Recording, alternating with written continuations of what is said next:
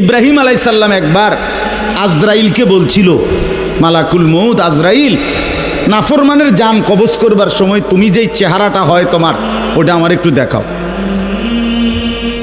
মালাকুল মউত আজরাইল বলছিল, হে আল্লাহর নবী, কসম আপনি এটা দেখতে চাইেন না, আপনি সহ্য করতে পারতেন না।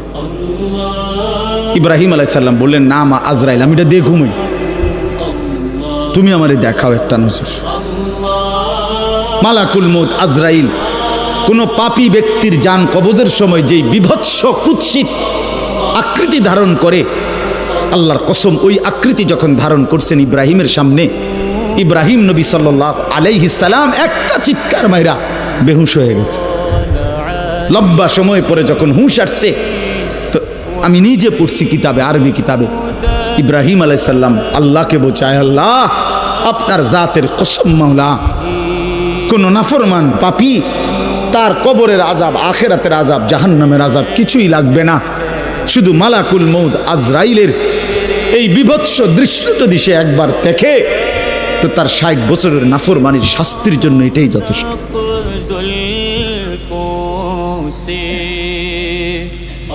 হ্যাঁ, আখরিজু আনফুসাকুম, এখানেও আল্লাহ তাআলা এই কথাটা বলছে, ফালাউলা কাল্লা ইদা বালাগাতিত তারাকিয়া। আল্লাহ তাআলা বলেন, কখনোই না বান্দা, অর্থাৎ কোনোভাবেই থামাইতে পারবে না, ইদা বালাগাতিত তারাকিয়া, প্রাণ যখন, রূহ যখন কলিজা থেকে ছিঁড়ে ফেরেশতা মালাকুল মউত টান মারবে, যখন কণ্ঠনালীতে পৌঁছে যাবে, তখন আর কোনো নাফরমান, কোনো তওবা, কোনো ইস্তিগফার, কোনো চিৎকার, কোনো ঝাড়, কোনো ফুক, কোনো ডাক্তার, কোনো কবিরাজ, কোনো বৈদ্য, কোনো কিছু দিয়েই আর নিজেকে ফিরাইতে পারবে না। ইদা বালাগাতিত তারাকিয়া,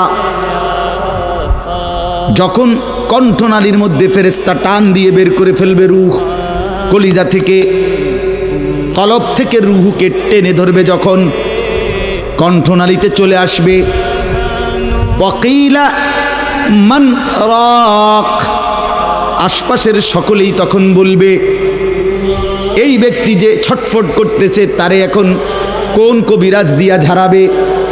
সবাই ডাক্তার, কবিরাজ, বৈদ্য, ওঝা খুঁজবে, দেখো না কার কে পরিচিত আছে, ডাকো, আরে বাঁচাইবার চেষ্টা করো।